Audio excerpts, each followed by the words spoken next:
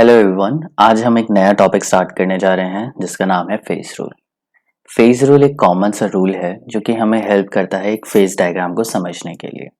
Phase rule की application है phase diagram को इंटरप्रेट करना। फेज रूल जनरली क्या करता है, डिग्री ऑफ फ्रीडम को कोरिलेट करता है with the number of component and with the number of phases. अभी कंपोनेंट्स क्या हैं, फेजेस क्या हैं and what is this degree of freedom, ये हम लोग एक एक करके डिस्कस करेंगे। फर्स्ट ऑफ ऑल हम लोग फेज रूल को डिफाइन करते हैं कि ये फेज रूल होता क्या है। फेज रूल इज बेसिकली एक कॉमन रूल है जो कि जे.डब्ल्यू. गिब्स ने दिया था, और ये जो रूल है ये कोरिलेट करता है degree of freedom, number of phases and number of common components in a given system. किसी भी सिस्टम में, फॉर एग्जांपल अगर मैं आइस ले लूं, तो ये जो आइस है इसका एक फेज है, सॉलिड फेज है। अब जब ये धीरे धीरे मेल्ट होगा so it will convert into a two phase system, जैसे सॉलिड है और वो लिक्विड वाटर है। तो कैसे वाटर डिफरेंट फेजेस में एग्जिस्ट करता है और कैसे उसके फेजेस चेंज होते हैं, कैसे नंबर ऑफ कंपोनेंट्स उसमें कितने हैं और उसकी डिग्री ऑफ फ्रीडम क्या है, ये सब हम फेज रूल में डिस्कस करते हैं। एक एक करके हम लोग इसको समझते हैं। First of all let's discuss phase. Phase सबसे आसान टर्म है और इसको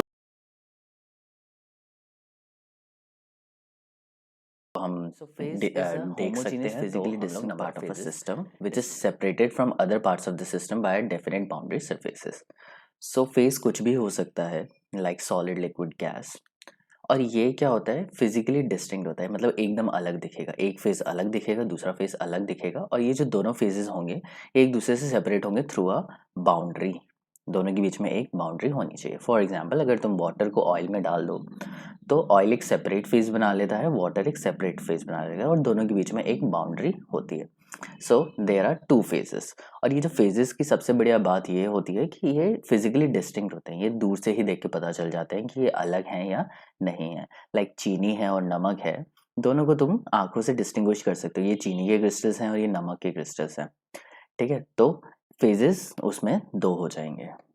गैसेस की अगर हम लोग बात करें तो हमें बहुत अच्छे से पता है कि गैसेस जब भी दो या तीन गैसेस मिलती हैं they form a homogeneous mixture, और वो हर प्रोपोर्शन में एक दूसरे से मिक्स हो जाती हैं। गैसेस क्या होती है, एक दूसरे के साथ सोल्यूबल होती हैं, मिसिबल होती हैं, and they always form one phase. हम लोग कार्बन डाइऑक्साइड ले लें, नाइट्रोजन ले लें, तो हम लोग बता नहीं पाएंगे कि ऑक्सीजन अलग है या नाइट्रोजन अलग है, because they have found a single phase.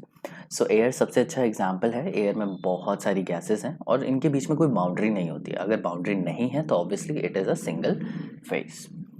अगर लिक्विड की बात करें तो लिक्विड हमारे पास दो तरीके के होता है, एक होता है मिसिबल और एक होता है इमिसिबल। मिसिबल कौन से होते हैं, जो डिसॉल्व हो जाएंगे, जैसे मिल्क और वाटर ले लेते हैं। इमिसिबल लाइक जैसे मैंने अभी एग्जांपल दिया था, ऑयल एंड वाटर। ऑयल और वाटर क्या होते हैं, डिफरेंट लेयर्स बनाते हैं, और जो डिफरेंट लेयर्स होती हैं वही डिफरेंट फेजेस भी होते हैं। तो ऑयल का फेज अलग है, वाटर का फेज अलग है, और दोनों फेजेस के बीच में एक बाउंड्री होंगी। लेकिन मिसिबल लिक्विड्स की जब हम लोग बात करते हैं तो चाहे वाटर और मिल्क को तुम मिक्स कर दो तो होमोजीनियस मिक्सचर बन जाएगा। और अगर होमोजीनियस मिक्सचर बन जाएगा तो हम लोग वाटर और मिल्क को अलग अलग नहीं पहचान पाएंगे कि वाटर है इसमें और मिल्क अलग है। ये कुछ एग्जाम्पल्स यहाँ पे हम लोगों ने सेट कर दिए कि अगर इमिसिबल लिक्विड्स होते हैं तो जितनी लेयर्स होंगी उतने फेजेस होंगे, और अगर लिक्विड्स मिसिबल हैं तो obviously they will form a single phase.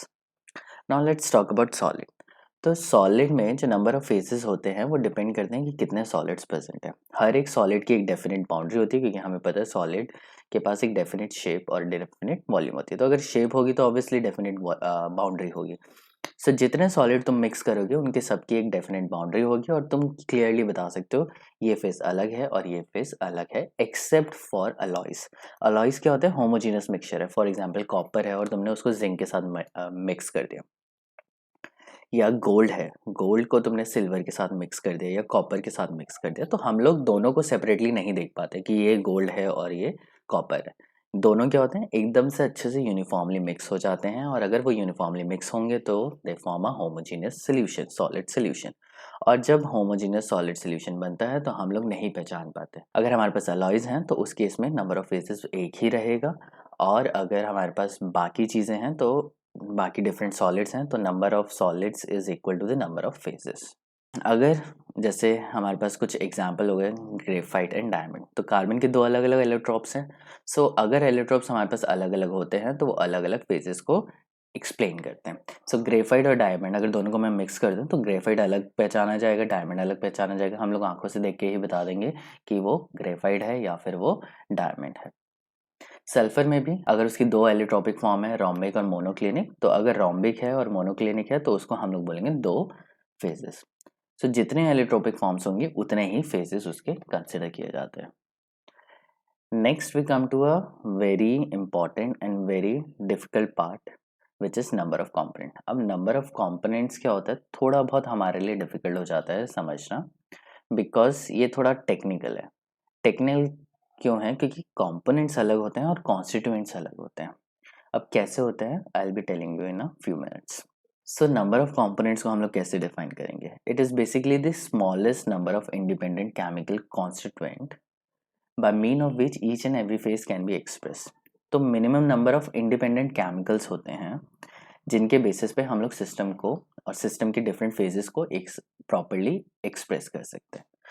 Example लेते हैं, तो एग्जाम्पल में फॉर एग्जाम्पल मेरे पास 4 या 5 कॉन्स्टिट्यूएंट है, डिफरेंट डिफरेंट आयंस है, जैसे सोडियम है, पोटेशियम है, सोडियम क्लोराइड है, पोटेशियम क्लोराइड है। सो इस केस में मेरे पास सोडियम अलग है, पोटेशियम अलग है, सोडियम क्लोराइड अलग है, पोटेशियम क्लोराइड अलग है, और मे बी क्लोराइड आयंस अलग है। So total number of constituents कितने हो गए, sodium, potassium, sodium chloride, potassium chloride and chloride. So overall I have 5 constituents. लेकिन इसमें से मुझे सिर्फ सोडियम, पोटेशियम और क्लोराइड ही चाहिए सिस्टम को एक्सप्रेस करने के लिए, क्योंकि सोडियम क्लोराइड सोडियम और क्लोराइड से बना हुआ है, पोटेशियम क्लोराइड पोटेशियम और क्लोराइड से बना है। तो हमारे पास कॉन्स्टिट्यूएंट तो 5 है, 5 डिफरेंट केमिकल्स हैं, लेकिन उसमें से हमें सिर्फ 3 ही केमिकल चाहिए होंगे उसको एक्सप्रेस करने के लिए, क्योंकि जो पोटेशियम क्लोराइड है और सोडियम क्लोराइड है वो तो सोडियम और क्लोराइड से बना है, और सोडियम और क्लोराइड को हम लोगों ने ऑलरेडी कॉन्स्टिट्यूएंट माना हुआ है। सो ये जो मिनिमम नंबर ऑफ कॉन्स्टिट्यूएंट्स होते हैं उन्हें हम लोग कंपोनेंट्स करते हैं, ठीक है। सो अब हम लोग एक एक करके एग्जांपल्स और डिस्कस करते हैं, जिससे हमें क्लियरली पता चल जाएगा कि नंबर ऑफ कंपोनेंट्स क्या है। सो फॉर एग्जांपल मेरे पास सॉलिड वाटर है विच इज आइस, और ये आइस है इक्विलिब्रियम में with water, water obviously liquid water. So ये क्या क्या डिफाइन कर रहा है, ये है मेल्टिंग पॉइंट। तो मेल्टिंग पॉइंट पे क्या होता है, सॉलिड जो होता है वो इक्विलिब्रियम में होता है लिक्विड के। सो यहाँ पे वाटर दो फेजेस में है, एक सॉलिड फेज में और एक लिक्विड फेज में। दूसरा वाटर है और वाटर वेपर के साथ इक्विलिब्रियम में है, तो ये बॉइलिंग शो कर रहा है। और आइस है जो कि वाटर वेपर के साथ इक्विलिब्रियम है, which is showing a sublimation point. एक और पॉइंट ले लेते हैं which is called triple point, जहाँ पे सॉलिड, लिक्विड, गैस तीनों ही जो फेजेस हैं वो एक साथ इक्विलिब्रियम में है। इन सारे की सारी रिएक्शंस में एक ही चीज़ कॉमन है, दैट इज वाटर। केमिकल्स कितने हैं, हमारे पास सिर्फ एक केमिकल है। फेजेस चाहे हमारे पास 2 हो या 3 हो, लेकिन केमिकल हमारे पास क्या है, एक है। तो इसको हम लोग बोलेंगे वन कंपोनेंट सिस्टम। तो नंबर ऑफ कंपोनेंट्स क्या है, एक ही है, वाटर है। तो वाटर से हम लोग सारा एक्सप्रेस कर सकते हैं। अब हम लोग दूसरा एग्जाम्पल लेते हैं, यहाँ पे चीज़ें और अच्छे से क्लियर होंगी। सोडियम सल्फेट एंड H2O का सिस्टम। तो ये जो सोडियम सल्फेट है और वाटर का सिस्टम है, इसमें बहुत सारे केमिकल कॉन्स्टिट्यूएंट रह सकते हैं। जैसे sodium sulphate normally sodium sulphate decahydrate, sodium sulphate heptahydrate, sodium sulphate dot XH2 which is basically aqueous sodium sulphate and water. So overall हमारे पास कॉन्स्टिट्यूएंट कितने हो गए, 1 2 3 4 एंड 5। अब सब में क्या है, सोडियम सल्फेट कॉमन है और वाटर कॉमन है। इसको हम लोग डिफाइन करते हैं। जैसे सोडियम सल्फेट है तो इसको मैं कैसे डिफाइन करूंगा, सोडियम सल्फेट प्लस 0H2, क्योंकि इसमें H2 नहीं है। सोडियम सल्फेट 7H2 को मैं कैसे करूंगा, Na2SO4 plus 7H2, 10H2 Na2SO4 dot plus 10H2। Na2SO4 aqueous है तो Na2SO4 प्लस XH2।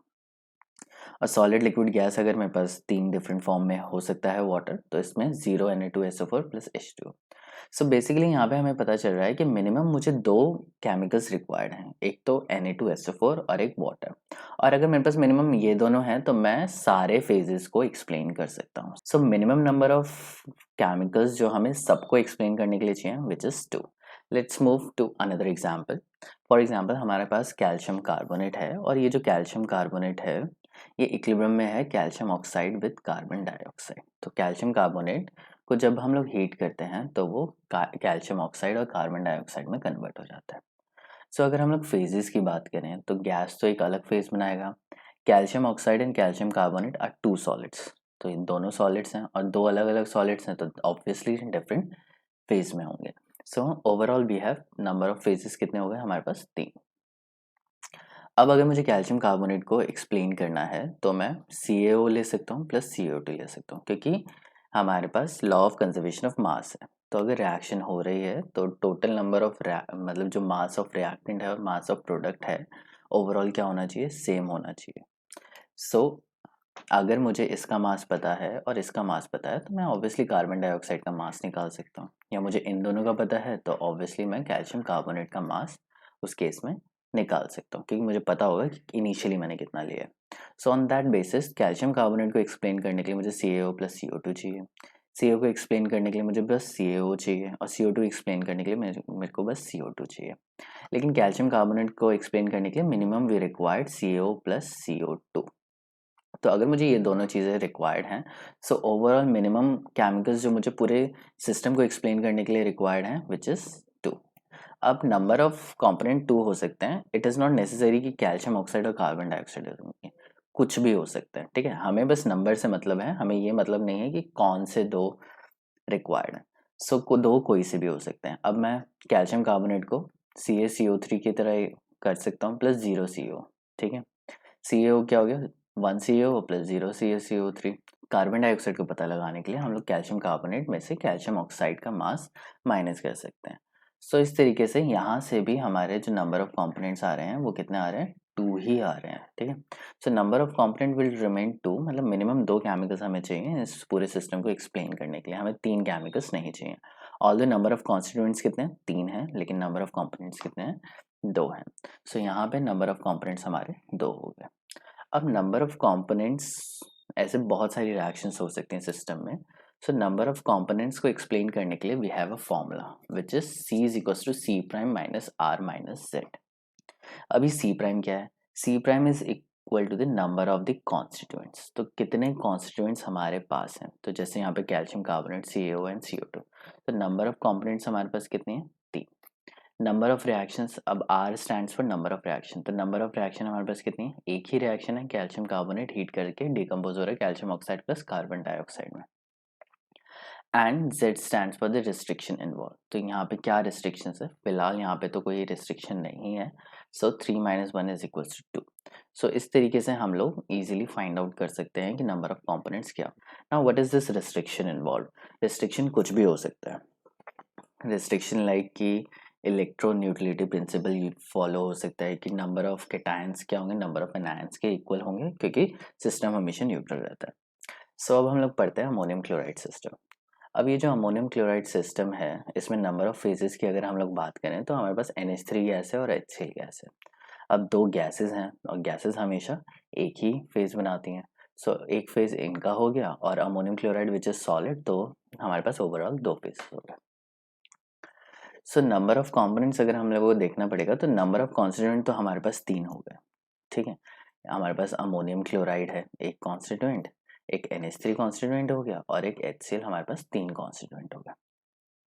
लेकिन कंपोनेंट देखने के लिए हमारे पास फॉर्मूला है C is equal to C prime minus R minus Z। अब रिएक्शन की बात करें तो हमारे पास एक रिएक्शन है, लेकिन रिस्ट्रिक्शन की बात करें तो रिस्ट्रिक्शन भी हमारे पास एक रिस्ट्रिक्शन है। अब ये रिस्ट्रिक्शन क्या है, तो पहली चीज़ ये जो अमोनियम क्लोराइड की जो रिएक्शन होती है, अमोनियम क्लोराइड का जो डिकम्पोजिशन होता है ये 2 तरीके से हो सकता है। पहली चीज़, या तो वो रिएक्शन वैक्यूम में होगी, मतलब कोई एयर नहीं है, और एयर में अगर एयर है भी तो उसमें अमोनिया और HCl पहले से प्रेजेंट नहीं है। उस केस में क्या होगा, जो पार्शियल प्रेशर ऑफ अमोनिया होगा वो इक्वल होगा पार्शियल प्रेशर ऑफ HCl के, क्योंकि अमोनियम क्लोराइड अगर टूटेगा, 1 मोल अमोनियम क्लोराइड टूटेगा तो 1 मोल NH3 मिलेगी और 1 मोल HCl मिलेगा, और मोलर वॉल्यूम्स तो सेम ही होंगे। सो ऑन दैट बेसिस हम लोग बोल सकते हैं कि प्रेशर जो अमोनिया का होगा वही प्रेशर पार्शियल प्रेशर HCl का भी होना चाहिए। सो ये एक काइंड ऑफ रेस्ट्रिक्शन आ गया कि ये तो रिएक्शन में फॉलो होगा ही, ये कंडीशन रिएक्शन में फॉलो होगी ही होगी।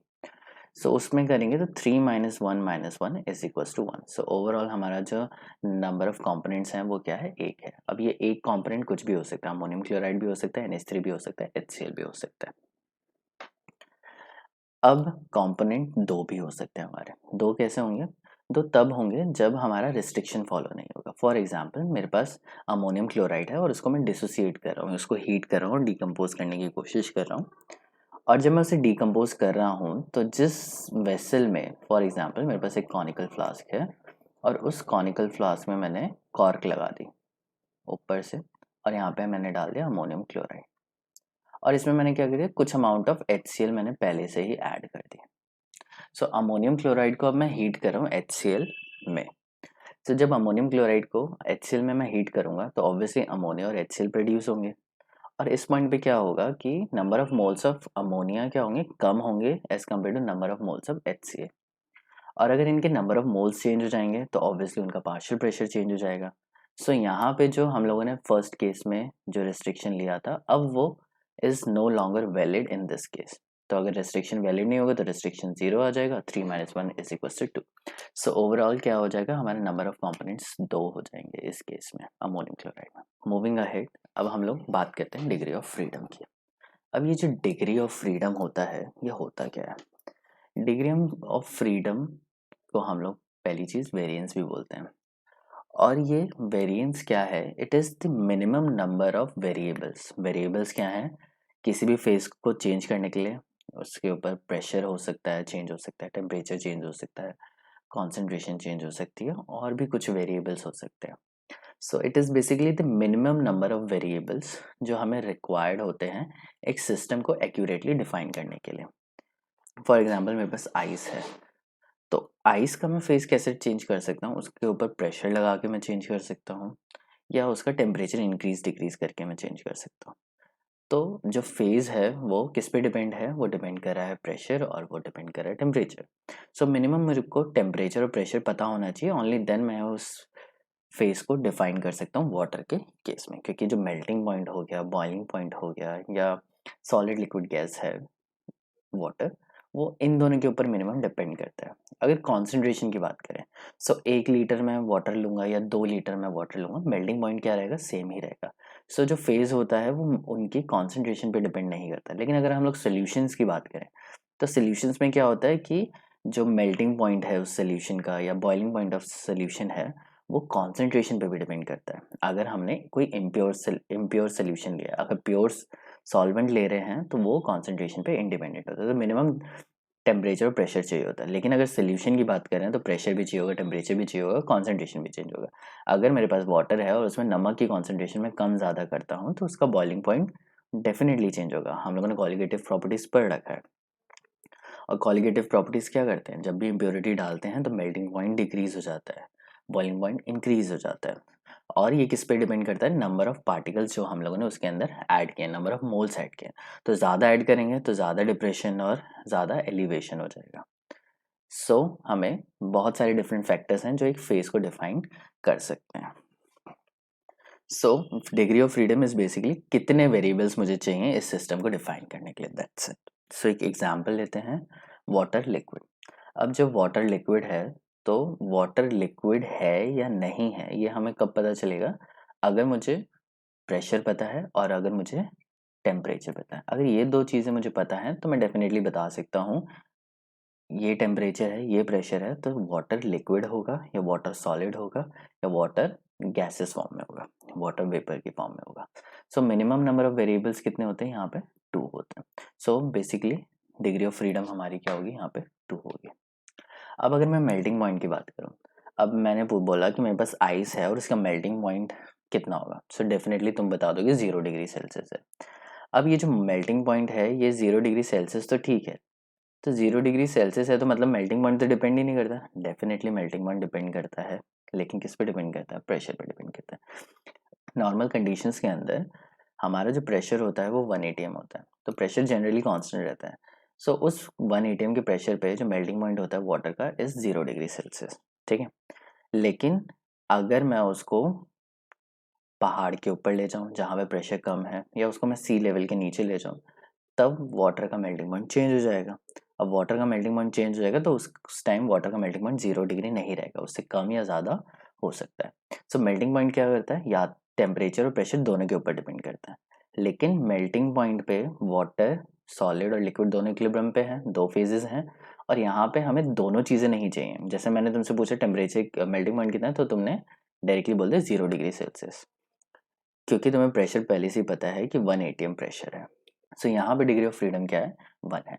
या तो मुझे प्रेशर चाहिए या फिर मुझे टेम्परेचर चाहिए, जस्ट टू डिफाइन कि मेल्टिंग पॉइंट क्या होगा, जस्ट टू डिफाइन कि वाटर सॉलिड लिक्विड पे किस कब एग्जिस्ट करेगा उसके साथ इक्विलिब्रियम पे। अब हम लोग बात करते हैं ट्रिपल पॉइंट। अब ट्रिपल पॉइंट क्या होता है, ट्रिपल पॉइंट एक नया चीज़ है जो कि हम लोगों ने कभी सुना नहीं है। सो triple point is basically a point जहाँ पे सॉलिड लिक्विड गैस तीनों जो फेजेस हैं वो एक साथ एग्जिस्ट करते हैं। अब ऐसा भी होता है कभी, यस होता है, बट ये जो चीज़ होती है वो 1 atm पे नहीं होती है। ये जो ट्रिपल पॉइंट है ये एग्जिस्ट करता है 4.58 mm ऑफ Hg प्रेशर पे, और टेम्परेचर इसके लिए रिक्वायर्ड होता है 0.0098 degree Celsius.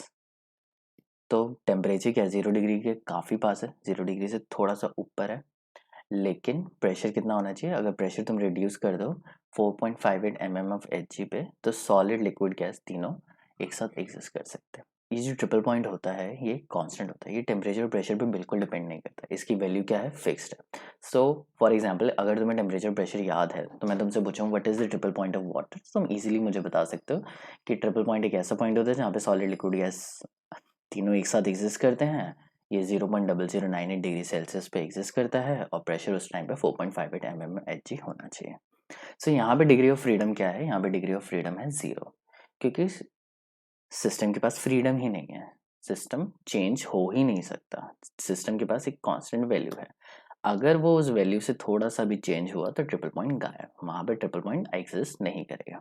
So this is how degree of freedom is defined, और डिग्री ऑफ फ्रीडम हमें बताता है कि कितना सिस्टम फ्री है। अगर रीजन है सॉलिड लिक्विड गैस है तो टेम्परेचर प्रेशर कुछ भी चेंज हो सकता है, तो उतना वो फ्री है। अगर मेल्टिंग पॉइंट है, बॉइलिंग पॉइंट है, सब्लिमेशन पॉइंट है, फ्रीजिंग, कंडेंसेशन और व्हाटसोएवर, उस पॉइंट पे सिस्टम के पास 1 डिग्री ऑफ फ्रीडम होती है। तुम टेम्परेचर चेंज करो तो प्रेशर अगर वो ऑटोमेटिकली चेंज कर लेता है तो वो मेल्टिंग स्टेट में ही रहेगा या बॉइलिंग स्टेट में ही रहेगा। लेकिन ट्रिपल पॉइंट एक ऐसा पॉइंट है जहाँ पे डिग्री ऑफ फ्रीडम इज 0, जहाँ पे वेरिएंस क्या होता है, 0 होता है, सिस्टम फिक्स्ड वैल्यू पे है, ज़रा सा भी चेंज किया वो वहाँ से हट जाएगा, वो तीनों फेज की जगह अब 2 फेज होंगे या फिर 1 फेज होगा। सो नाउ अब हम लोग अच्छे से समझ चुके हैं कि डिग्री ऑफ फ्रीडम क्या है, नंबर ऑफ कंपोनेंट्स क्या हैं, एंड फेजेस क्या हैं। Phases is the easiest one, degree of freedom is minimum number of variables, and number of components क्या होता है, मिनिमम नंबर ऑफ कॉन्स्टिट्यूएंट जो पूरे सिस्टम को और हर फेज को डिफाइन करने के लिए रिक्वायर्ड होता है। अब हम लोग 3 चीज़ें हो गई, और फेज रूल क्या करता है, इन तीनों चीज़ों को एक दूसरे से कोरिलेट करता है। सो अब हम लोग देखेंगे, फेज रूल निकालने की कोशिश करेंगे कि फेज रूल होता क्या है। Phase rule is basically F is equal to C minus P plus 2, एक कॉमन सा रूल है, और इसी को यूज करते हैं हम लोग फेज डायग्राम में। अब ये जो फेज रूल है ये 2 तरीके के सिस्टम के लिए एप्लीकेबल होता है, एक नॉन रिएक्टिव सिस्टम और एक reactive system. Non reactive system क्या होगा, ऐसा सिस्टम जहाँ पे कोई रिएक्शन नहीं हो रही। फॉर एग्जांपल तुमने वाटर लिया और उसके अंदर सोडियम आयंस डाल दिए, अब सोडियम आयंस थोड़ी ना वाटर के साथ रिएक्ट करेंगे, सोडियम रिएक्ट कर सकता है लेकिन सोडियम आयन वाटर के साथ रिएक्ट नहीं करेगा, तो ये क्या हो गया, एक नॉन रिएक्टिव सिस्टम हो गया। कोई तुमने सॉल्ट डाल दिया जो कम्प्लीटली डिसोसिएट हो गया, तो कम्प्लीटली डिसोसिएशन होने के बाद कोई रिएक्शन तो होने से रही। सो इस टाइप की सिस्टम को हम लोग बोलते हैं नॉन रिएक्टिव सिस्टम। अब नॉन रिएक्टिव सिस्टम को डिफाइन करने के लिए हम लोगों ने लिया है कि फॉर एग्जांपल हमारे पास सी कंपोनेंट्स हैं और हमारे पास पी फेजेस हैं। सो अब हम लोग डिफाइन करेंगे हमें कितने वेरिएबल्स चाहिए। ऑब्वियसली पहले हमें डिग्री ऑफ फ्रीडम निकालनी होगी, तो उसके लिए नंबर ऑफ फेजेस भी चाहिए, नंबर ऑफ कंपोनेंट्स भी चाहिए। सो एक एक करके हम लोग वेरिएबल्स फाइंड आउट करते हैं। सो पहला वेरिएबल क्या होगा, टेम्परेचर। हमें पता है फेज अगर चेंज हो रहा है तो टेम्परेचर प्रेशर तो चाहिए ही चाहिए। सो नंबर ऑफ वेरिएबल्स क्या हो गया, एक हो गया टेम्परेचर, एक हो गया प्रेशर। अब इसके बाद मैंने तुम्हें बताया अगर सॉल्वेंट है तो वो कॉन्सेंट्रेशन पे डिपेंड नहीं करता, लेकिन अगर सोल्यूशन है तो ऑब्वियसली वो कॉन्सेंट्रेशन पे भी डिपेंड करता है। तो concentration of each component in each phases, तो हमारे पास पी फेजेस हैं और पी फेजेस में सी कॉम्पोनेंट्स हैं, ठीक है। So overall number of components कितने हो गए, पी इंटू सी, P phases और उसमें C components। तो टोटल वेरिएबल्स कितने हो गए यहाँ पे PC प्लस 2। मूविंग अहेड, तो डिग्री ऑफ फ्रीडम क्या होता है? डिग्री ऑफ फ्रीडम निकालने के लिए फॉर्मूला है हमारे पास total number of variables needed, पूरे सिस्टम को एक्सप्लेन करने के लिए कितने वेरिएबल्स हमें चाहिए, विच इज PC प्लस 2 अभी हम लोगों ने देखा, minus total number of equations that are available, और कितनी रिएक्शंस या कितने इक्वेशंस वहां पे लग रही हैं। सो अब इक्वेशंस हमारे पास क्या क्या है, या रिस्ट्रिक्शंस बेसिकली हमारे पास क्या है। सो पहला रिस्ट्रिक्शन है कि सम ऑफ मोल फ्रैक्शन इज 1। तो अगर मेरे पास एक फेज है, जैसे पहले मैं इसे अंडरलाइन करूँ, सो मेरे पास एक सिस्टम है, उसमें 3 फेजेस हैं, 1 2 1 2 और 3, और उसमें C कंपोनेंट्स हैं, तो 1 कंपोनेंट 2 कंपोनेंट 3 कंपोनेंट C तक कंपोनेंट्स हैं। तो एक फेज में जो पूरा मोल फ्रैक्शन होगा वो किसके इक्वल होता है? 1 के इक्वल होता है, क्योंकि हमें पता है मोल फ्रैक्शन हमेशा ही 1 के इक्वल होता है। सो अगर मेरे पास 2 कंपोनेंट है तो mole fraction of 1 plus mole fraction of 2 क्या होगा? 1 के इक्वल होगा। And this is applicable for each and every phase. So अगर मैं इसको देखूं तो first phase P1, first phase के लिए मोल fraction of 1 in phase 1, mole fraction of 2 in phase 1, mole fraction of 3 in phase 1, mole fraction of 4 in phase 1, and so on to mole fraction of component C in phase 1। क्या होना चाहिए? 1 होना चाहिए। ठीक है, तो एक काइंड ऑफ रिस्ट्रिक्शन आ गया, ये हमें ऑटोमेटिकली पता है कि मोल फ्रैक्शन का जो सम होता है वो 1 के इक्वल होता है। So same is applicable for phase 1, phase 2, phase 3, phase 4 and phase P। तो टोटल अगर मेरे पास P फेजेस हैं तो P नंबर ऑफ इक्वेशंस मेरे पास बन जाती है। एक equation 1 2 3 4 and this is P। So overall हमारे पास इक्वेशंस कितनी आ गई? P इक्वेशंस यहाँ पे हमारे पास आ गई। तो ये तो हो गया फर्स्ट इक्वेशन या फर्स्ट रिस्ट्रिक्शन जो हमारे पास अवेलेबल है। अब दूसरा रिस्ट्रिक्शन क्या होता है? दूसरा रिस्ट्रिक्शन ये है कि सिस्टम हमारा स्टेबल है। सिस्टम स्टेबल है तो गिब्स फ्री एनर्जी जो हर कंपोनेंट की होगी हर फेज में इक्वल होनी चाहिए। अगर गिब्स फ्री एनर्जी या एनर्जी किसी कंपोनेंट की ज़्यादा है या किसी कंपोनेंट की कम है, फॉर एग्जांपल सेम कंपोनेंट की एक फेज में गिब्स फ्री एनर्जी ज़्यादा है और दूसरे में कम है, तो वो जो सिस्टम है वो अनस्टेबल हो जाता है। स्टेबल कब होगा, इक्विलिब्रियम में कब होगा? जब दोनों ही केसेस में जो गिब्स फ्री एनर्जी है वो सेम है। सो इस रिस्ट्रिक्शन को हम लोग बोलते हैं थर्मोडायनेमिक स्टेबिलिटी। सो केमिकल पोटेंशियल क्या होता है? Individual Gibbs free energy. So individual Gibbs free energy component 1 की जो होगी फेज 1 में वही होनी चाहिए 1 की इन फेज 2 में, वही होनी चाहिए 1 की इन फेज 3 में, डॉट डॉट डॉट वही होनी चाहिए 1 की इन फेज P में। सो ये जो गिब्स फ्री एनर्जी है ये डेफिनेटली सेम होनी चाहिए हर फेज में फॉर द सेम कंपोनेंट। किसी की ज़्यादा हुई किसी की कम हुई तो वो मूव कर जाएगा दूसरे फेज में। सो ये एक बहुत इंपॉर्टेंट क्राइटेरिया है, तभी जाके सिस्टम स्टेबल होगा, अदरवाइज स्टेबल नहीं होगा। सो इसी तरीके से कंपोनेंट C है तो वो फर्स्ट फेज में जो उसका केमिकल पोटेंशियल है, सेकंड फेज में जो उसका केमिकल पोटेंशियल है, थर्ड फेज में जो केमिकल पोटेंशियल है, और P कंपोनेंट में जो P फेज में उसका जो केमिकल पोटेंशियल है that has to be same. So this is how हमारे पास इतनी सारी इक्वेशंस हो गई। अब ये हो गई इक्वेशन 1, ये हो गई इक्वेशन 2, ये हो गई इक्वेशन 3 एंड सो ऑन। इसी तरीके से हमारे पास P टर्म्स हैं, तो ऑब्वियसली कितनी हो गई? P माइनस 1 इक्वेशन हो गई। एंड ओवरऑल कंपोनेंट्स कितने हैं हमारे पास? C हैं, तो ओवरऑल कितनी हो गई? C into P minus 1। सो इस तरीके से हमारे पास C into P minus 1 equations यहाँ पे हो गए। तो इक्वेशन हमारे पास दो ही होती है, दो ही तरीके की रिस्ट्रिक्शन होती है, एक तो मोल फ्रैक्शन 1 होना चाहिए और दूसरा थर्मोडायनामिक स्टेबिलिटी होनी चाहिए। So total number of equations क्या होगी? P plus C into P minus 1। So F is degree of freedom which is equals to number of variable minus number of equations. So number of variable is PC plus 2 minus P plus C into P minus 1. तो इसको अगर हम लोग solve करते हैं तो overall we'll get F is equals to C minus P plus 2. So this is the phase rule for non-reactive system. तो degree of freedom हम लोग किसी भी component का निकाल सकते हैं, किसी भी system का निकाल सकते हैं अगर मुझे उसके number of component और number of phases पता हो। सिंपल। और हमें यहाँ पे डिग्री ऑफ फ्रीडम ही निकालनी होती है फेज रूल में। सो लेट्स चेक कि ये कितना एप्लीकेबल है। तो अगर हम लोग वाटर की बात करें तो वाटर तो हम लोग पढ़ चुके हैं कि water solid liquid gas different phases में हो सकता है, या फिर मेल्टिंग पॉइंट और बॉइलिंग पॉइंट पे हो सकता है जहाँ पे 2 फेजेस एग्जिस्ट करते हैं, और ट्रिपल पॉइंट पे हो सकता है जहाँ पे 3 फेजेस होते हैं। सो इनको डिस्कस करते हैं। लेट अस फाइंड आउट कि डिग्री ऑफ फ्रीडम यहाँ पे कितनी है। डिग्री ऑफ फ्रीडम हम लोग पहले भी डिस्कस कर चुके हैं वाटर की। अगर ये रूल सही है तो सेम ही आंसर्स आने चाहिए। सो अगर वन फेज की बात करें, जैसे मेरे पास H2O सॉलिड है, तो फेज उसके केस में कितना होगा, 1 होगा, और कॉन्स्टिट्यूएंट कितना है, एक ही है, वाटर है, तो 1 - 1 + 2, 1 - 1 कट जाएगा एंड विल गेट 2। तो डिग्री ऑफ फ्रीडम क्या होगी, 2। तो अगर मेरे पास water in the form of solid है तो मैं नहीं पहचान सकता वो किस टेम्परेचर पे है या किस प्रेशर पे है, और अगर मैंने तुम्हें टेम्परेचर दे दिया तो भी तुम नहीं पहचान सकते कि वो कौन से प्रेशर पे होगा, क्योंकि सॉलिड वो कब होता है, different temperature and different pressures पे होता है। तो अगर वाटर सॉलिड है तो हमें दोनों चीज़ें चाहिए, टेम्परेचर भी चाहिए और प्रेशर भी चाहिए, और इसके पास 2 डिग्री ऑफ फ्रीडम है, मतलब टेम्परेचर भी चेंज कर सकता है, प्रेशर भी चेंज कर सकता है, फिर भी वो सॉलिड फेज में ही रहेगा। So it has 2 degree of freedom. यही हम लोगों ने उस केस में भी निकाला था।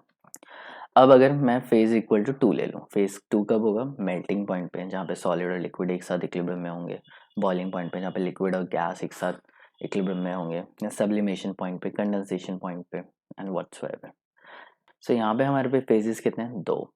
नंबर ऑफ कंपोनेंट कितना होगा, ऑब्वियसली वाटर है तो चाहे वो सॉलिड में हो लिक्विड हो, नंबर ऑफ कंपोनेंट तो वाटर ही रहेगा। सो 1 - 2 + 2, अब 2 से 2 कट जाएगा एंड विल गेट 1। सो यहाँ पे डिग्री ऑफ फ्रीडम F कितना हो गया, यहाँ पे 1 हो गया, मतलब हमें एटलीस्ट 1 डिग्री ऑफ फ्रीडम है, सिस्टम के पास एक फ्रीडम है। अगर तुम प्रेशर चेंज करोगे तो वो टेम्परेचर चेंज करके सेम फेज में रह सकता है, तो उसके पास 1 डिग्री ऑफ फ्रीडम यहाँ पे है। तो या तो हमें टेम्परेचर चाहिए या फिर हमें प्रेशर चाहिए, दोनों में से एक चीज़ हमें रिक्वायर्ड है, तभी जाके हम लोग सिस्टम को डिफाइन कर सकते हैं। Now we talk about triple point. Triple point पे तीनों फेजेस होते हैं, अब 3 फेजेस हैं तो F = C - P + 2 करोगे। So 1 - 3 + 2 which is equals to 3 - 3 and that's come out to be 0। So यहाँ पे डिग्री ऑफ फ्रीडम कितना होता है, यहाँ पे डिग्री ऑफ फ्रीडम होता है 0। 0 का मतलब क्या है, कोई डिग्री ऑफ फ्रीडम नहीं है, तुमने कुछ भी चेंज किया सिस्टम अपने पोजीशन से चेंज हो जाएगा, अब उसमें 3 फेजेस नहीं रहेंगे। सो वही वही सब कुछ आ रहा है जो कि हम लोगों ने पहले भी डिस्कस किया है। सो मतलब क्या है कि ये जो फेज रूल है एकदम वैलिड है, और ये जो फॉर्मूला है F = C - P + 2 is absolutely correct. सो ये हो गया हमारे पास नॉन रिएक्टिव सिस्टम का। वाटर था तो वाटर तो रिएक्शन कर नहीं रहा था, बस उसके फिजिकल प्रॉपर्टीज चेंज हो रही थी या फिजिकल कंडीशंस चेंज हो रही थी। अब हम लोग पढ़ते हैं रिएक्टिव सिस्टम का। रिएक्टिव सिस्टम ऐसे सिस्टम जहाँ पे रिएक्शन होती है, तो जैसे कैल्शियम कार्बोनेट है, अगर हम लोग हीट करेंगे तो कैल्शियम ऑक्साइड + CO2 में वो कन्वर्ट हो जाएगा। सो this is a reactive system.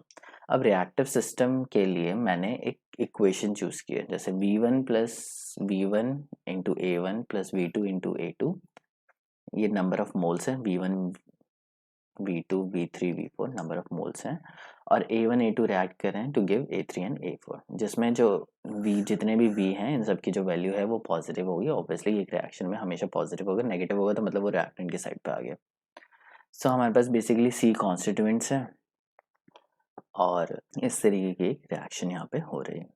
सो हमारा पहला काम क्या है, नंबर ऑफ वेरिएबल्स रिक्वायर्ड ढूंढना है। तो वेरिएबल्स क्या होंगे, ऑब्वियसली एक टेम्परेचर होगा, एक प्रेशर होगा, and concentration of constituent in different phases which is Cp। तो सेम ही होगा, Cp + 2 he number of variables होंगे। अब हमें देखना है टोटल नंबर ऑफ इक्वेशंस या फिर रिस्ट्रिक्शन। सो पहला कंडीशन है कंडीशन ऑफ अमाउंट फ्रैक्शन या मोल फ्रैक्शन। जो मोल फ्रैक्शन है वो क्या होनी चाहिए, 1 के इक्वल होनी चाहिए हर केस में। सो =1 =1 एंड =1। सो ओवरऑल हमारे पास कितने आ जाएंगे, P इक्वेशंस यहाँ पे आ जाएंगे। थर्मोडायनेमिक स्टेबिलिटी, जैसे हम लोगों ने नॉन रिएक्टिव सिस्टम के लिए क्या था, एग्जैक्टली वैसे ही हम लोगों ने करना है। जो केमिकल पोटेंशियल है या जो इंडिविजुअली गिव्स फ्री एनर्जी है वो सारे कंपोनेंट्स के लिए सेम रहनी चाहिए हर फेज में, अदरवाइज वो एक जगह से दूसरी जगह चला जाएगा।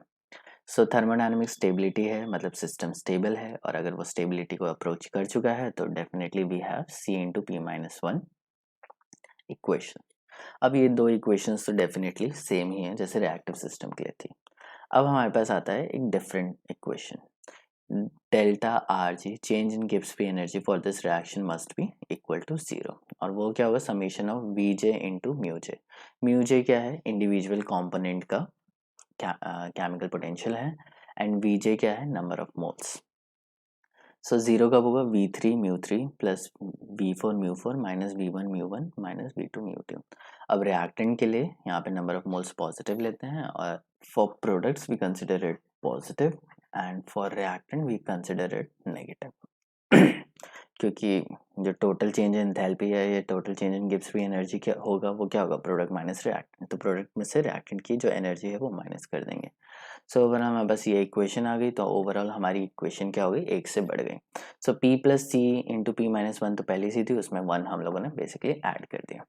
सो अगर हम लोग डिग्री ऑफ फ्रीडम अगर हम लोग लिखने की कोशिश करेंगे तो P C plus two which is number of variables minus number of equation, तो P plus C minus P plus one. अब इसको अगर हम लोग करेंगे, सॉल्व करेंगे, तो हमारा क्या आएगा, F is equal to C minus P plus one. ये तो ठीक है, लेकिन इसको अगर हम लोग रीअरेंज करने की कोशिश करें तो F is equal to C minus one minus P plus two भी लिखा जा सकता है। इसको मैंने ऐसे क्यों लिखा है, क्योंकि हमारे पास पता है F is equal to C minus P plus two होता है किसके केस में, नॉन रिएक्टिव सिस्टम के केस में। सो नॉन रिएक्टिव सिस्टम के केस में है, तो इसको अच्छे से याद करने के लिए मैंने इसको इसी तरीके से लिखने की कोशिश करी है। अब अगर मैं जनरलाइजेशन करूं तो ये वन क्या है, वन आया है नंबर ऑफ रिएक्शन से। नंबर ऑफ रिएक्शन मतलब जब हम लोग ने स्टार्टिंग में यहाँ पे किया था, अगर तुम देखो, सो एक रिएक्शन हम लोगों ने ओवरऑल लिया है, और ये जो रिएक्शन है इसको हम लोगों ने लास्ट में इधर ऐड कर दिया, क्योंकि it provide us the Gibbs free energy वाली इक्वेशन। सो इसलिए हम लोगों ने यहाँ पे इसको इस तरीके से लिख दिया है और जनरलाइज कर दिया C minus R minus P plus two. So R क्या है यहाँ पे, नंबर ऑफ रिएक्शन। अगर मुझे फर्दर, मेरे पास दो रिस्ट्रिक्शंस हैं, अब रिस्ट्रिक्शंस और हुई तो फर्दर चेंज हो सकता है, तो उसको हम लोग ओवरऑल फाइनल फॉर्म इसको हम लोग बोल सकते हैं equations. Total number of equations क्या होंगे, तो पहली चीज़, एक इक्वेशन होती है हमारी अमाउंट फ्रैक्शन या मोल फ्रैक्शन की वजह से, दूसरी इक्वेशन होती है हमारी थर्मोडायनेमिक स्टेबिलिटी की वजह से, तीसरी इक्वेशन हमारी होती है नंबर ऑफ रिएक्शन से। जैसे अभी इस केस में एक रिएक्शन थी तो एक रिएक्शन लिख दी, रिएक्शन दो होती तो मैं दो लिख देता, रिएक्शन तीन होती तो तीन रिएक्शंस लिखनी पड़ती, और उस तरीके से हमारा नंबर ऑफ रिएक्शन में वो ऐड हो जाता है। और फोर्थ क्या है, एनी अदर रिस्ट्रिक्शन। ये तीन रिस्ट्रिक्शन तो, दो रिस्ट्रिक्शन तो मैंने डाल दिए और ये रिएक्शन डाल दिया, इसके अलावा अगर कोई और रिस्ट्रिक्शन हुई तो वो भी हमें ऐड करनी पड़ेगी। तो डिग्री ऑफ फ्रीडम क्या हो जाएगा, C P plus two total number of variables minus इधर से कितना आया, पी आया, इधर से थर्मोडायनेमिक स्टेबिलिटी की वजह से सी पी माइनस वन, और ये हो गया आर और ये हो गया जेड। अब इन आर और जेड को अगर मैं हटा दूं तो मेरी जो इक्वेशन हो जाएगी वो सेम ही रह जाएगी जैसे नॉन रिएक्टिव सिस्टम के लिए था। तो इसको हम लोग ऐसे लिख सकते हैं C minus R minus Z minus P plus two. तो ये C minus R minus Z को मैंने लिख दिया C prime. So C prime is basically number of components, C हो गया यहाँ पे नंबर ऑफ कॉन्स्टिट्यूएंट, आर हो गया number of reaction, and Z हो गया नंबर ऑफ रिस्ट्रिक्शंस। अगर ये सब हम लोग डाल देंगे तो हमें इजीली डिग्री ऑफ फ्रीडम मिल जाएगी। तो F is equal to C minus P plus two हमारे रिएक्टिव सिस्टम के लिए हो गया, and F is equal to C minus P plus two हमारा नॉन रिएक्टिव सिस्टम के लिए हो गया। और दोनों इक्वेशंस को हम लोगों ने सिमिलर इसलिए बनाया है so that we could remember. और यहाँ पे सी प्राइम क्या है, C minus R minus Z, where C is the number of constituents. Okay, so अब इसको हम लोग समझने की कोशिश करते हैं यूजिंग सम टिपिकल एग्जांपल्स। अब मैंने एग्जांपल पहला लिया है sodium sulphate and water system. अब सोडियम सल्फेट और वाटर सिस्टम है, तो इसमें मैंने क्या किया, पानी लिया और उसमें Na2SO4 ऐड कर दिया। अब Na2SO4 अगर मैं सोच रहा हूँ कि वो बिल्कुल भी डिसोसिएट नहीं करता, अगर सोडियम सल्फेट डिसोसिएट नहीं करता है तो कोई रिएक्शन नहीं होगी। सो हमारे पास नंबर ऑफ कंपोनेंट्स कितने हो गए, सी तो हो गए दो, एक तो Na2SO4 और एक वाटर। अब यहाँ पे कोई रिस्ट्रिक्शन भी नहीं होगी और यहाँ पे कोई आर की वैल्यू भी नहीं होगी, कोई रिएक्शन भी नहीं होगी। तो सी प्राइम क्या हो गया, C minus R minus two which is two minus zero which is equal to C which is equal to two. So हमारा जो नंबर ऑफ कॉम्पोनेंट है इस केस में इज इक्वल टू टू। दूसरा केस लेते हैं जब कंप्लीट डिसोसिएशन हो गया, तो मैंने सोडियम सल्फेट डाला और पानी में डाला तो वो डिसोसिएट हो गया Na plus plus SO4 negative में। सो ये तो जो रिएक्शन है ये रिएक्शन है कंप्लीट। अगर ये रिएक्शन कंप्लीट हो चुकी है तो नंबर ऑफ रिएक्शंस कितना हो जाएगा, 0 हो जाएगा। क्यों, कोई रिएक्शन इस पॉइंट पे नहीं हो रही है, वो कंप्लीटली डिसोसिएट हो चुका है। सो इस केस में नंबर ऑफ रिएक्टेंट कितना होगा, 0। नंबर ऑफ कंपोनेंट्स क्या होंगे, Na है, सल्फेट है और वाटर है। तो मेरे पास नंबर ऑफ कॉन्स्टिट्यूएंट कितने हो गए, 3 हो गए।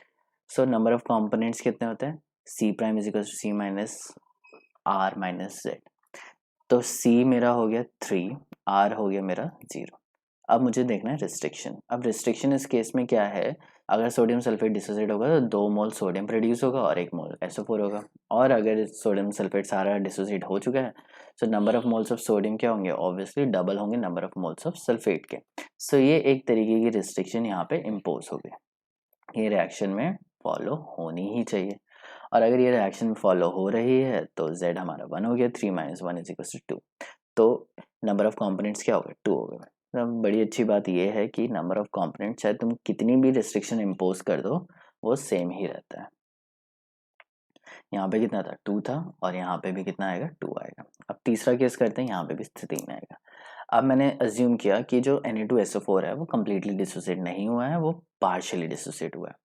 अब पार्शियली अगर वो डिसोसिएट होगा तो इक्विलिब्रियम साइन मुझे लगाना पड़ेगा, twice of Na positive and SO4 2 negative. So number of constituent क्या हो जाएंगे, अब 4 हो जाएंगे, क्योंकि अब मेरे पास ये भी है, ये भी है, ये भी है और वाटर भी है। सो नंबर ऑफ कॉन्स्टिट्यूएंट कितने हो गए, मैंने लिख दी 4। रिएक्शन एक ही दिख रही है तो एक रिएक्शन लिख दी। और रिस्ट्रिक्शन क्या है, अभी भी एक ही है कि number of moles of sodium क्या होंगे, number of moles of sulphate के ट्वाइस होंगे, जैसे पहले किया था। अब इसको अगर हम लोग सॉल्व करेंगे तो हमारा नंबर ऑफ कंपोनेंट अभी भी 2 आ रहा है। अब चाहे हम लोग इसमें और भी कोई रिस्ट्रिक्शन लगा दें, फॉर एग्जांपल मैं कंसिडर करूँ कि वाटर भी तो डिसोसिएट होता है। ऑल्दो वाटर का डिसोसिएशन कितना होता है, 1 × 10⁻⁷ तो वो बहुत ही ज़्यादा कम डिसोसिएशन होता है। फिर भी अगर मैं एज्यूम करूँ कि वाटर भी डिसोसिएट हो रहा है, सो अगर वाटर भी डिसोसिएट हो रहा है, पार्शियली डिसोसिएट हो रहा है, तो एक रिएक्शन इसकी बन जाती है, एक रिएक्शन इसकी बन गई, तो R हो गए 2। लेकिन नंबर ऑफ कंपोनेंट्स भी बढ़ गए, क्योंकि अब मेरे पास H प्लस भी होगा और OH नेगेटिव भी होगा। So overall number of components मेरे कितने हो गए, 6 हो गए हैं। यहाँ पे रिएक्शंस तुम्हें A भी दिख रही हैं, 2 रिएक्शंस हो गई यहाँ पे। अब 2 रिएक्शन के बाद Z हमारा क्या हो गया, 2। कैसे, क्योंकि number of moles of H plus किसके equal, number of moles of OH negative के, इन दोनों की मोल फ्रैक्शन सेम रहेगी। सो दैट मीन्स कि 2 रिस्ट्रिक्शंस भी हो गए। अब 6 - 2 - 2 विच इज इक्वल्स टू 2। सो फिर भी चाहे तुम कितनी भी रिस्ट्रिक्शंस लगा लो या कितने भी केसेस कंसिडर कर लो, जो नंबर ऑफ कंपोनेंट्स हैं वो सेम ही आते हैं इन मेजॉरिटी ऑफ केसेस। मैं ये नहीं बोल रहा कि हर केस के लिए, कुछ एक्सेप्शंस डेफिनेटली हो सकते हैं, लेकिन मेजॉरिटी ऑफ केसेस के लिए सेम ही रहता है। अब हम लोग दूसरा एग्जाम्पल यहाँ पे लेने की कोशिश करेंगे। तो सोडियम डाइहाइड्रोजन फॉस्फेट और water system, NaH2PO4 and water system. So पहला केस मैंने लिया, जैसे सोडियम सल्फेट के लिए मैंने 4 केसेस लिए थे, यहाँ पे भी हम लोग वही 4 केसेस लेंगे। सो पहला केस है नेग्लेक्टिंग ऑल डिसोसिएशन, सारी डिसोसिएशन मैंने नेग्लेक्ट कर दी है। तो NaH2PO4 भी डिसोसिएट नहीं हो रहा, वाटर भी डिसोसिएट नहीं हो रहा। कोई डिसोसिएट नहीं हो रहा तो डेफिनेटली नंबर ऑफ रिएक्शंस क्या होंगी, 0 होंगी। डिसोसिएट नहीं हो रहा तो डेफिनेटली रिस्ट्रिक्शंस भी 0 होंगे। सो 2 - 0 - 0 विच इज इक्वल्स टू 2।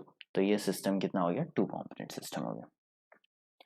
अब मैं अज्यूम करता हूँ केस 2, जहाँ पे NaH2PO4 जिसकी मल्टीपल डिसोसिएशन पॉसिबल है। H2PO4 भी तो डिसोसिएट हो सकता है, लेकिन अब मैंने अज्यूम किया कि एक ही बार डिसोसिएट हो रहा है और आगे फर्दर डिसोसिएशन नहीं हो रहा है।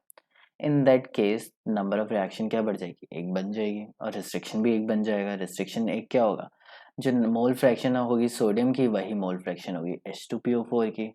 So 4 - 1 - 1 which is equals to 4 - 2 and that means number of component कितने हो गए, 2 हो गए। Let's take case 4 जहाँ पे मल्टीपल डिसोसिएशन पॉसिबल है। मल्टीपल डिसोसिएशन मतलब 3 बार डिसोसिएट होगा, तब तक डिसोसिएट होगा जब तक PO4 3 नेगेटिव रिलीज नहीं हो जाता। सो यहाँ पे नंबर ऑफ कंपोनेंट्स डेफिनेटली बन जाएंगे। एक हो गया H पॉजिटिव, एक PO4 2 नेगेटिव, एक PO4 3 नेगेटिव, H2PO4 सोडियम है, NaH2PO4 undissociated form and H2O। यहाँ पे हम लोग H2O का डिसोसिएशन नहीं कर रहे हैं, सिर्फ सॉल्ट का मल्टीपल डिसोसिएशन कर रहे हैं। सो ओवरऑल 7 हो गया। रिएक्शंस तुम्हें दिख रहे हैं 1 2 3, तो 3 रिएक्शन भी लिख दिए, 7 ये हो गए, 3 ये हो गए। अब हमें देखना है Z। अब नंबर ऑफ रिस्ट्रिक्शंस देखना यहाँ पे थोड़ा सा डिफिकल्ट है। पहली तो एक ही रिएक्शन हो रही थी, तो number of moles of Na क्या थे, number of moles of H2PO4 के इक्वल थे। इसके और इसके मोल्स क्या थे, एग्जैक्टली सेम थे। अब क्या है कि अब ये तो सेम नहीं हो सकते क्योंकि H2PO4 फर्दर डिसोसिएट हो गया H positive and HPO4 negative के। तो अब मैं इसे कैसे लिख सकता हूँ, number of moles of sodium पहले इसके इक्वल थे। अब सोडियम तो डिसोसिएट नहीं हो रहा, तो सोडियम के जितने नंबर ऑफ मोल्स हैं वही रहेंगे। अब H2PO4 कुछ अनडिसोसिएटेड है और कुछ डिसोसिएटेड है। डिसोसिएट होके वो क्या दे रहा है, वो दे रहा है HPO4 2 नेगेटिव, तो वो भी मुझे ऐड करना पड़ेगा। अब ये भी फर्दर डिसोसिएट हो रहा है, PO4 3 नेगेटिव। सो इसके मोल्स, इसके मोल्स, इसके मोल्स, क्योंकि ये दोनों किससे आए हैं, इसी से आए हैं, तो इसका अनडिसोसिएटेड फॉर्म फिर इसके डिसोसिएटेड फॉर्म में ये दोनों आ गए। सो जो number of moles of sodium होंगे वो नंबर ऑफ मोल्स ऑफ इन तीनों के इक्वल हो गया। दूसरा आ जाता है number of moles of H positive pay. So H positive तो यहाँ से रिलीज हुआ है, तो H पॉजिटिव किसके इक्वल होगा, number of moles of HPO4 2 negative के इक्वल होगा। कब का, अनडिसोसिएटेड। अब अनडिसोसिएटेड तो ये रहेगा नहीं। अब अगर ये अनडिसोसिएटेड नहीं रहेगा तो ये डिसोसिएट होगा, तो कुछ अनडिसोसिएटेड रह जाएगा, प्लस डिसोसिएट होके वो क्या देगा, H positive plus PO4 3 negative. अब इस H पॉजिटिव की जो कॉन्सेंट्रेशन होगी वो PO4 3 नेगेटिव के इक्वल होगी, तो मैंने क्या किया, H पॉजिटिव को ही PO4 3 नेगेटिव के इक्वल रख के ट्वाइस ऑफ PO4 3 नेगेटिव रख दिया। सो एक रिस्ट्रिक्शन मेरे पास ये आ गया। सो ओवरऑल मेरे पास 2 रिस्ट्रिक्शन आ गया। अब बोलने के लिए तीसरी रिएक्शन भी पॉसिबल है, विच इज इलेक्ट्रोन्यूट्रलिटी प्रिंसिपल। जो नंबर ऑफ केटायंस होंगे वो नंबर ऑफ एनायंस के इक्वल होंगे, क्योंकि ओवरऑल तो रिएक्शन को न्यूट्रल रहना है। सो जो ओवरऑल चार्ज बैलेंस इक्वेशन होती है वो भी हमारी आ सकती है। However the number of restriction would remain 2, क्योंकि ये होता है नंबर ऑफ इंडिपेंडेंट इक्वेशंस। कितनी इंडिपेंडेंट इक्वेशन है, अगर मैं चार्ज बैलेंस इक्वेशन में से पुरानी वाली इक्वेशन, इन दोनों में से कोई सी भी एक इक्वेशन माइनस कर दूं तो मुझे दूसरी इक्वेशन मिल जाएगी, या इन दोनों इक्वेशन को मैं अगर ऐड कर दूं तो मुझे आगे वाली इक्वेशन मिल जाएगी। सो अगर 2 इक्वेशंस मेरा ओवरऑल काम चल सकता है तो मिनिमम नंबर ऑफ रेस्ट्रिक्शंस कितने हो गए, 2 हो गए। अब इसको मैं माइनस करूंगा, so I am getting 7 - 5 which is equal to 2। तो चाहे मल्टीपल डिसोसिएशन भी मैं कर लूं तो नंबर ऑफ कंपोनेंट्स कितने रहेंगे, 2 ही रहेंगे इस केस में। ठीक है, सो this is it for the today's video. अगर अच्छा लगा होगा तो लाइक कर देना, सब्सक्राइब कर देना for more videos. Thank you so much.